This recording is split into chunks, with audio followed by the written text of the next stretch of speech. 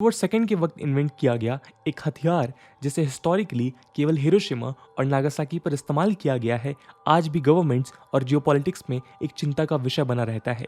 कई देश हैं जो न्यूक्लियर बॉम्ब अटैक के लिए कैपेबल हैं, इनमें से इंडिया भी शामिल है। लेकिन जब इंडिया ने 1998 में अपना पहला परमाणु टेस्ट सक्सेसफुली कंप्लीट किया था, तब हमारे नेबर पाकिस्तान ने भी तुरंत न्यूक्लियर टेस्ट कंप्लीट किए। आज पाकिस्तान के पास भी न्यूक्लियर पावर है, लेकिन पाकिस्तान की पॉलिटिक्स और उसके टेररिज्म नेटवर्क में इन्वॉल्वमेंट को लेकर चिंताएं हमेशा बनी रहती हैं। रिपोर्ट्स तो यहाँ तक कहती हैं कि इंटर सर्विसेज इंटेलिजेंस यानी ISI दुनिया की सबसे बड़ी टेरर ऑर्गेनाइजेशन है।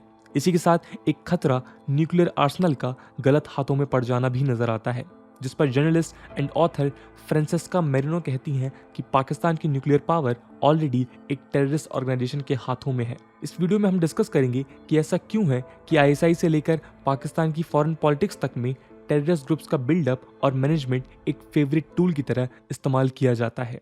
नमस्कार दोस्तों, मेरा नाम है आदर्श और स्वागत है आपका स्टडी IQ में। अफगानिस्तान में former Canadian ambassador Chris Alexander express UK को अफगानिस्तान में करंट सिनेरियो पर दिए गए एक इंटरव्यू में कहते हैं कि रीजन में पीस लाने के लिए लॉन्गर टर्म सोल्यूशन केवल यही है कि पाकिस्तान को किसी दूसरी कंट्री की तरह सेम स्टैंडर्ड पर रखा जाए, चाहे क्रॉस बॉर्डर इंटरफेरेंस हो, दशकों से देखे जा रहे सोवरेनिटी के वायलेशंस हो या इन्वेजन ही क्यों ना हो। इस पॉइंट पर यह standard very far reaching set of sanctions की तरह होने चाहिए, जो पुतिन की रजीम द्वारा यूक्रेन को इन्वेड करने के वक्त उस पर लगाए सैंक्शंस के बराबर हों, उन्होंने आगे कहा। लेकिन दोस्तों, वेस्टर्न कंट्रीज में बहुत कम ही इस बारे में बात होती है। UK से लेकर लगभग सभी इस बात को नज़रअंदाज करते हैं। हमेशा जब कभी कोई रीजन में टेररिज्म की राइज पर पाकिस्तान को रिस्पॉन्सिबल बताता है और इस्लामाबाद को रिस्पॉन्सिबल ठहराने की बात को हाईलाइट करता है, तो इसका कोई नतीजा नहीं निकलता है। एक बड़ा ही कंसोलिडेटेड नैरेटिव हमेशा रहता है, जो इस बात से शुरू होता है कि पाकिस्तानी न्यूक्लियर पावर टेररिस्ट के हाथों में पहुंच जाएंगे। फ्रांसेस्का मेरिनो कहती हैं कि वो भूल जाते हैं कि पाकिस्तान बॉम्ब ऑलरेडी दुनिया के largest terrorist organisation inter services intelligence यानी ISI के हाथों में ही है। मेरिनो लिखती हैं कि पाकिस्तान ने शुरुआत से ही क्रिएशन और मैनेजमेंट ऑफ टेररिस्ट ग्रुप अपनी फॉरेन पॉलिटिक्स के फेवरेट टूल्स बनाकर रखे हैं और अब अपने तालिबान प्रॉक्सीज की मदद से अफगानिस्तान को सक्सेसफुली इन्वेड कर दिया है, जबकि डिप्लोमेटिक लेवल पर इस्लामाबाद मस्ट बी सपोर्टेड वाले यूजुअल नैरेटिव को चलाया जाता है। पाकिस्तान अपनी गवर्नमेंट के लिए पैसे मांगता है ताकि रेफ्यूजीज को मैनेज कर सके और उन्हीं टेररिस्ट से लड़ सके जो उसी ने अनलीश किए हैं।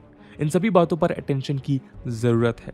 वो इसलिए क्योंकि ये सारे पैसे उन जनरल्स की जेबों में जाते हैं और पिछले कई सालों में जाते रहे हैं, जो अफगानिस्तान बॉर्डर पर मोस्टली लैंड के ओनर्स हैं, और यही लैंड ग्रैबिंग बिजनेस अब वो दूसरी तरफ करना चाहते हैं, यानी अफगानिस्तान में। फैक्ट सबके लिए सामने है, पर नज़रअंदाजी एक हैबिट बन चुकी है। एविडेंसेस शो करते हैं कि अफगानिस्तान लीडरशिप ISI चीफ फैज़ हमीद द्वारा बनाई गई थी, और ये गवर्नमेंट एक टेररिस्ट ऑर्गेनाइजेशन है जो पिछले 20 सालों से पाकिस्तान में रह रही थी। इनमें से कई लोगों ने जामिया हक्कानी मदरसा से पढ़ाई की है।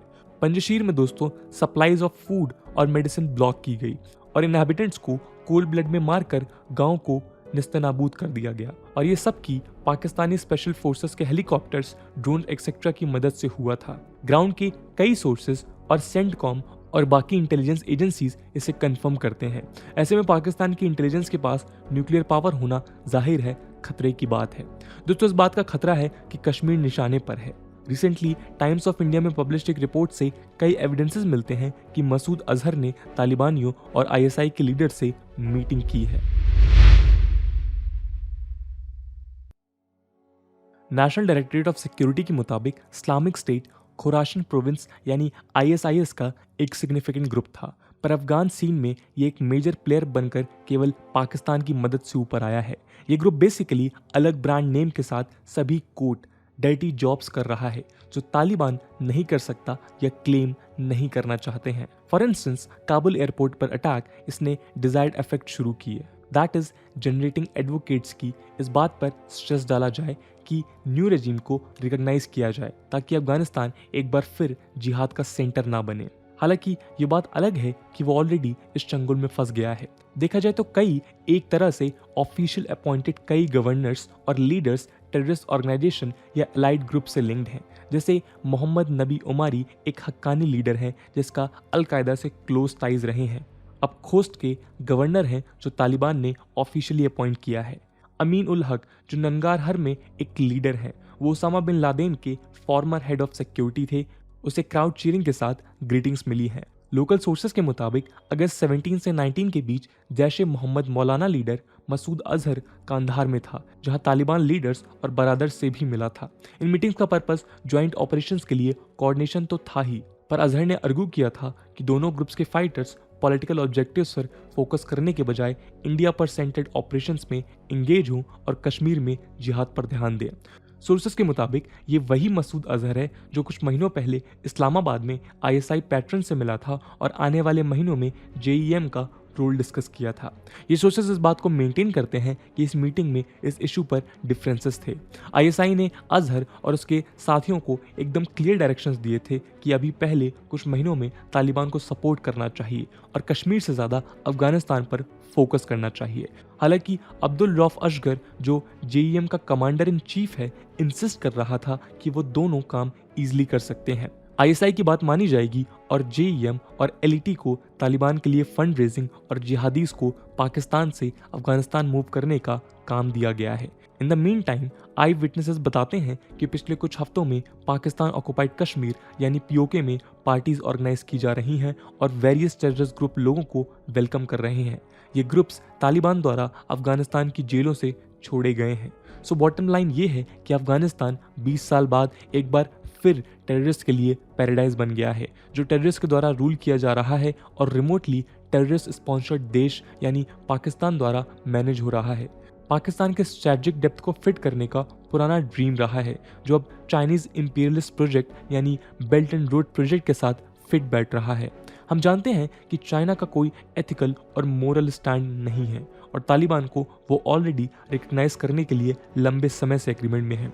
दोस्तों, ऐसे वक्त में जब वीडियो में बताई गई बातें सामने आ रही हैं तो न्यूक्लियर आर्सेनल जाहिर है कि सेफ हाथों में नहीं है। पाकिस्तान और अफगानिस्तान सेंसिटिव वक्त से गुजर रहे हैं। रिसेंटली तालिबान का अफगान टेक ओवर जियोपॉलिटिकली कई एस्पेक्ट्स को बदलने की क्षमता रखता है। पाकिस्तान अपने न्यूक्लियर वेपन्स प्रोग्राम के ओरिजिन को इंडिया के साथ एडवर्सरियल रिलेशनशिप्स होने के कारण शुरू करना एसेट करता है। दोनों देश 1947 के बाद कई दफ़े कॉन्फ्लिक्ट्स में आमने सामने आए हैं, जो मेनली जम्मू और कश्मीर को लेकर हुए हैं। पाकिस्तान ने 1950s में अपने न्यूक्लियर प्रोग्राम पर काम करना शुरू किया था और पाकिस्तान एटॉमिक एनर्जी कमीशन यानी PAEC 1956 में स्टैब्लिश हुआ था। खतरा तब और ज़्यादा बढ़ जाता है जब पाकिस्तान न्यूक्लियर आर्सेनल का बढ़ता हुआ भंडार तो रखता ही है, पर दो इंटरनेशनली इंपॉर्टेंट ट्रीटीज़ यानी treaty on the non proliferation of nuclear weapons यानी NPT और comprehensive nuclear test ban treaty यानी CTBT के बाहर है। इसके अलावा ये केवल एक ऐसा देश है जो fissile material cut off treaty यानी FMCT के नेगोशिएशंस को ब्लॉक कर रहा है। तो दोस्तों, इस वीडियो में हमने जाना कि कैसे पाकिस्तान के न्यूक्लियर वेपन्स का कंट्रोल उसके हाथों में है ही नहीं और आगे चलकर ये उसके नेबरिंग कंट्रीज जैसे कि इंडिया के लिए भी एक खतरा बन सकता है। इस पूरे मुद्दे को लेकर आपका क्या ओपिनियन है कमेंट सेक्शन में ज़रूर बताइएगा। आज की वीडियो के लिए इतना ही। आई होप आपको वीडियो पसंद आई होगी और अगर पसंद आई है तो अपने दोस्तों के साथ शेयर करना मत भूलिएगा। हम मिलते हैं अगले वीडियो में, तब तक के लिए जय हिंद, जय भारत।